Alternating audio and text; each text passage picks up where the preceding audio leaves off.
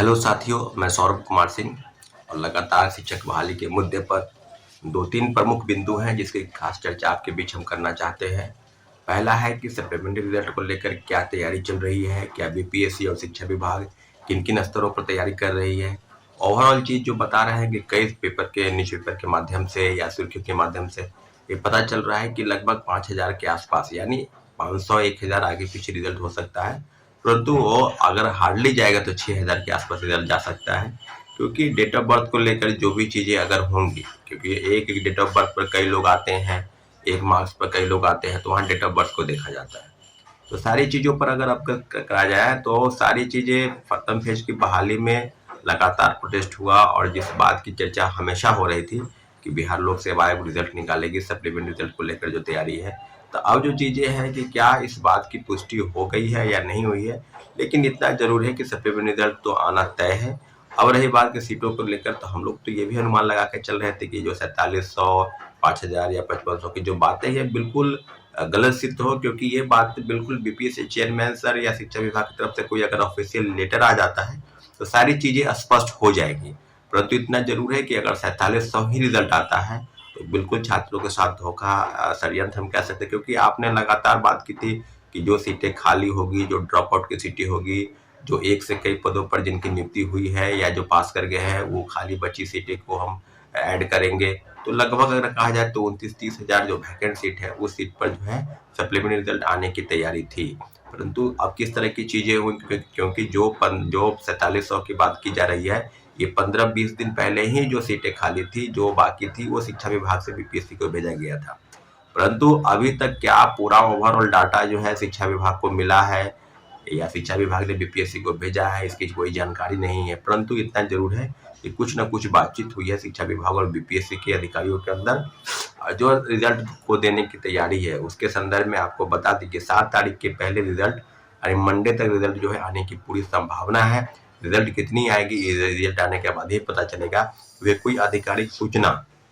न बीपीएससी के साइड से न शिक्षा विभाग के साइड से कोई भी सूचनाएं नहीं आई, तो सारी चीजें आप खुद समझ सकते हैं कि क्या हो रहा है। अभी दूसरी जो महत्वपूर्ण चीजें हैं इसको लेकर कि काफी लोग की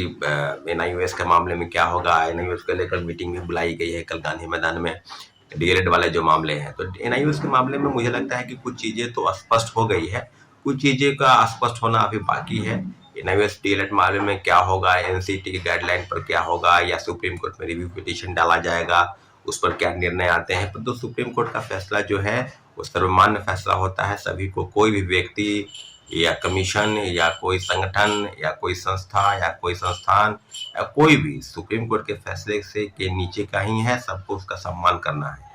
अब रही बात की एनआईओएस की डिग्री के मामले में, तो कल बीपीएससी ने एक लेटर जारी किया था दूसरे फेज की बहाली को लेकर। तो उनका एक स्पष्ट मानना था कि जो 2017 एडमिट कार्ड, यानी अब इस बात की आप बिल्कुल अब मन में किसी प्रकार की भ्रांति फैलाकर नहीं रखे, मन में इस तरह का सवाल, क्योंकि कई चैनलों से, कई यूट्यूब चैनलों से काफी चीजें फैलाई जा रही है, लेकिन छात्रों के पक्ष में, छात्रों के हित में जो चीजें होंगे या है उस बात की पुष्टि आप करना चाहते हैं तो आप अपने हिसाब से उस चीज को करें। परंतु इतना जरूर है कि 2017 के पहले जो भी शिक्षक, प्रशिक्षित शिक्षक स्कूलों में कार्यरत है, वो डीएलएड डिग्री लिए है वो मान्य होगी, परंतु उसके बाद की डिग्री जो है वो अमान्य होगी। निश्चित रूप से आप ये बात समझ सकते हैं कि सेकेंड फेज की बहाली में एनआईओएस की जो डिग्री है 18 महीने की डिग्री, उसको अमान्य करार दिया गया है। परंतु प्रथम फेज की बहाली में जिनकी बहाली हो चुकी है, जिनकी नियुक्ति हो चुकी है या सप्लीमेंट्री रिजल्ट आने का जिसका इंतजार कर रहे हैं, सब लोग के पास अगर एनआईओएस की डिग्री है 18 महीने वाली डीएलएड की डिग्री, वो डिग्री जो है वो वैलिड है। क्योंकि कल एसीएस के पाठक सर भी इस तरह की चीजें कहीं किसी सभा में बोल रहे थे, कहीं किसी किसी दौरे पर थे, जिले के दौरे पर, उस दौरान उन्होंने कहा कि जो डीएलएड की डिग्री है वो मान्य है प्रथम फेज की बहाली, सेकेंड फेज की बहाली की जो डिग्री है वो मान्य हो गई। ये सारी चीजें आप समझ गए। हो 2017 के बाद की जो चीजें होंगी उसमें यह है कि 5 साल के अंदर आप अगर हैं या 2 साल के अंदर आपको डीएलएड की डिग्री जो है 2 साल वाली वो आपको लेनी पड़ेगी, तभी आप कार्य कर पाएंगे। अन्यथा जो चीजें हैं आपके बिल्कुल अब लगभग चीजें स्पष्ट हो गई है। अब केंद्र सरकार की तरफ से जो भी गाइडलाइन आएगी, जो जो निर्णय आए हैं उसके एवज में कि क्या प्रथम फेज और अन्य राज्यों में जो शिक्षक बहाली चल रही है उस पर क्या किस तरह की चीजें होंगे या नहीं होंगी, इस बारे में आपको पूरा स्पष्टीकरण बहुत जल्द मिल जाएगा। अब जो बैठक होगी कल एनआईओएस की डीएलएड वाली डिग्री की बैठक, उसको लेकर आप लोग अगर मन में किसी तरह का सवाल है या नहीं है तो आप गांधी मैदान में उस बैठक में आप लोग आए, क्योंकि एनआईओएस के कई लोग, लाखों लोग ऐसे हैं जो प्रथम फेज की बहाली में भी वो शामिल हो गए। अब छठे चरण में भी एनआईओएस डीएलएड वाले बहुत सारे हैं, उनको भी बाहर किया जाएगा या नहीं किया जाएगा, या जो सेकेंड फेज की बहाली में है उनका तो मामला क्लियर हो गया, क्योंकि एडमिट कार्ड जारी करने के लिए जो ऑफिशियल नोटिस आया है उस बात में इस बात का जिक्र है। तो अब इस चीजों पर बिल्कुल क्लियर हो चुका है। रही बात प्रथम फेज की बहाली में, तो एनआईओएस के डीएलएड की जो डिग्री 18 महीने वाली उसको वैलिड करार दी गई है। उसका ऑफिशियल नोटिस कुछ नहीं आया है, परंतु जो पता चल रहा है कि उसको डिग्री को करार दी गई है। अब रही बात कि क्या बीपीएससी और शिक्षा विभाग कब तक इस सब चीजों को दूर करेगी, कि कोई काफी लाखों अभ्यर्थियों के मन में जो शक और आशंका है उस पर निश्चित रूप से क्लियर हो जाना बहुत जरूरी है। अब रही बात कि क्या, अब तीसरी महत्वपूर्ण जो बिंदु है वो सीटी टेपरिंग की मांग को लेकर। जैसा कि साथियों पता है कि काफी आंदोलन हुए, लगभग 12-14 दिन लगातार आंदोलन चले। यूपीएससी हो, शिक्षा विभाग हो या डिप्टी सीएम के आवास के पास हो, मुख्यमंत्री जी से भी मिलने की बात हो रही थी, नहीं हो पाई मुलाकात। लेकिन लगभग ओवरऑल सब जगहों से हम लोग ने धरना प्रदर्शन किया और अंततः एक फैसला हुआ कि सीटी टेपरिंग की मांग को लेकर